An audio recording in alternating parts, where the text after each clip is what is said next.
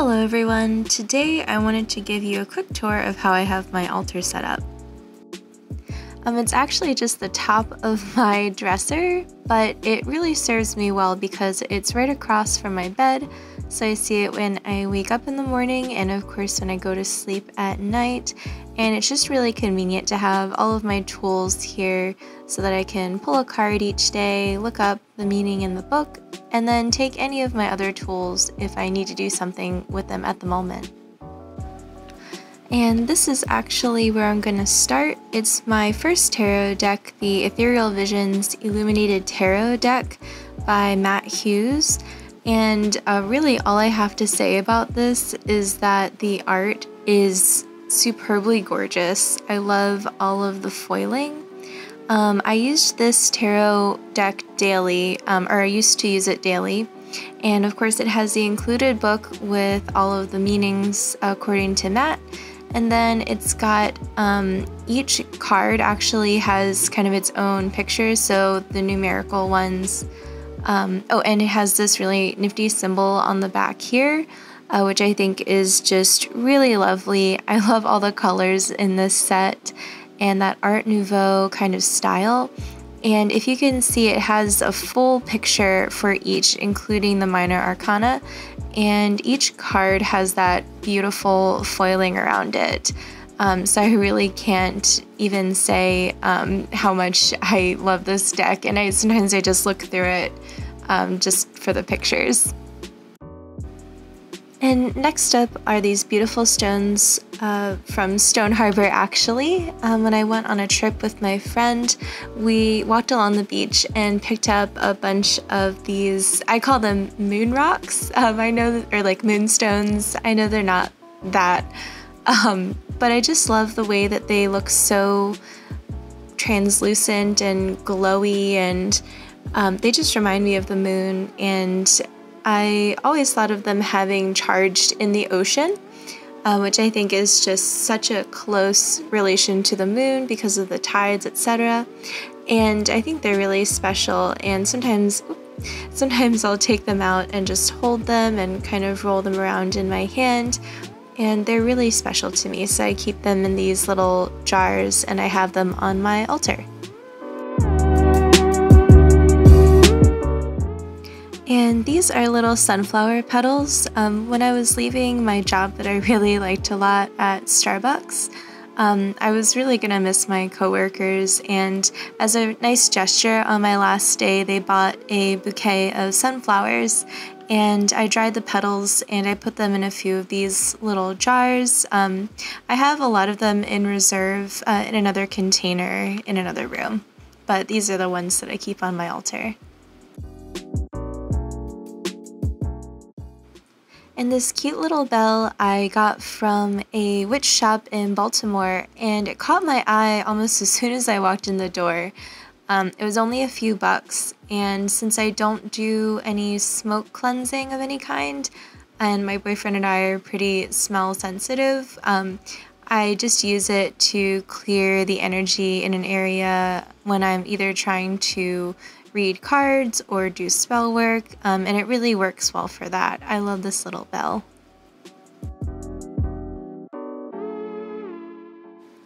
This is a little brass abacus that I got from a vintage shop in Portland when I visited with my ex-boyfriend. We were up there for a wedding of a family friend of theirs, and I really had a great time in Portland.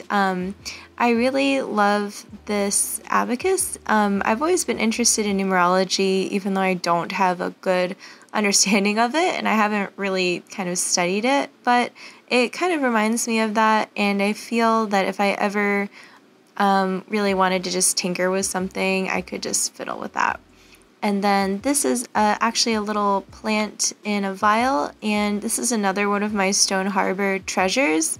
It just kind of called out to me. I was walking along a path with my friend, and I saw some of these plants sticking up, and I just got the idea to grab one and kind of stuff it in this little jar that I was carrying around, or this vial that I was carrying with me, and I really love it.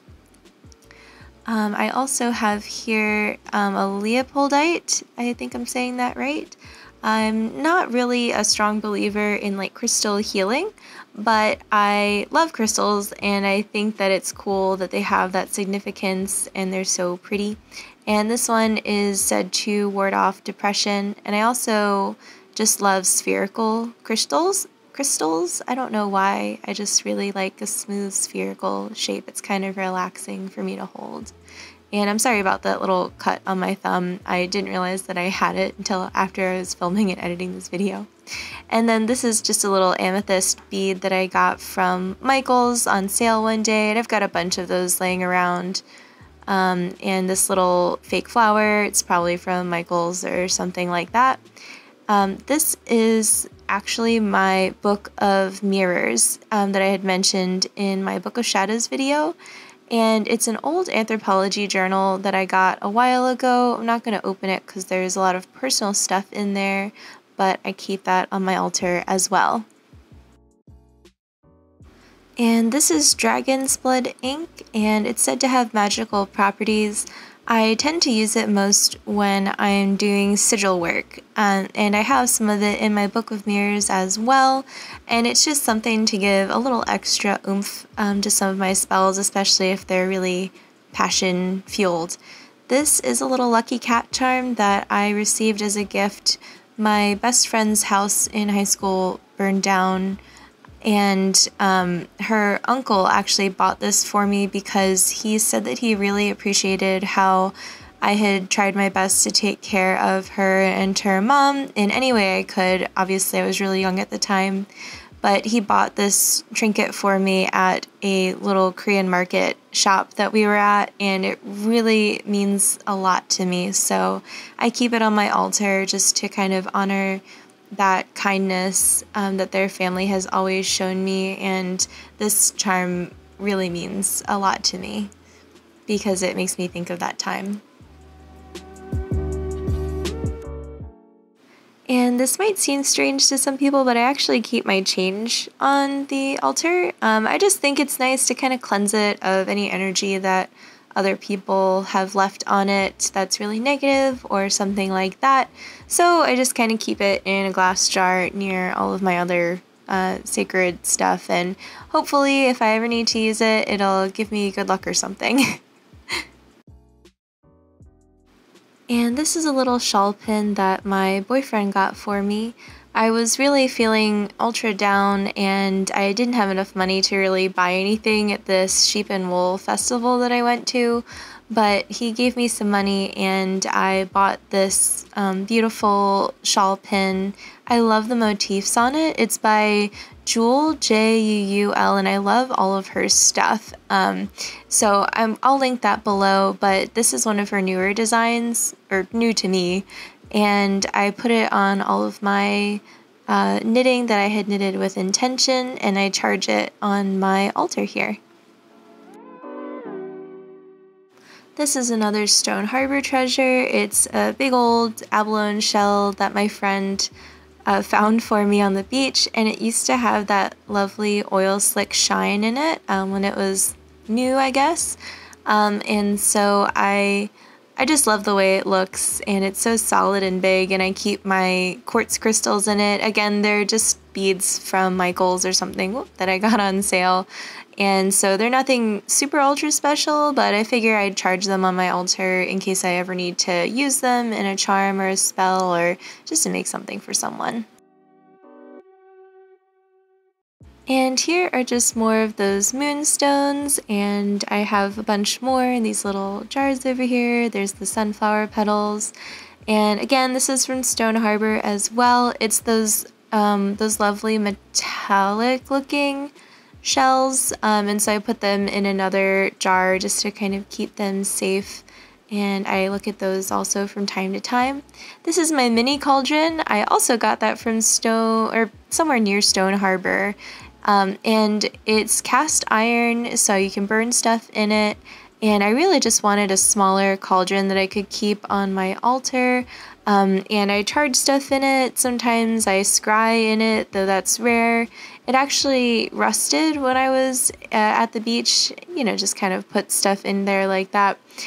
Sorry, I got distracted. But yeah, it actually rusted, and I just kind of scrubbed the rust off, and it's doing pretty good. And I just love how little it is, and it's like pot-bellied kind of shape.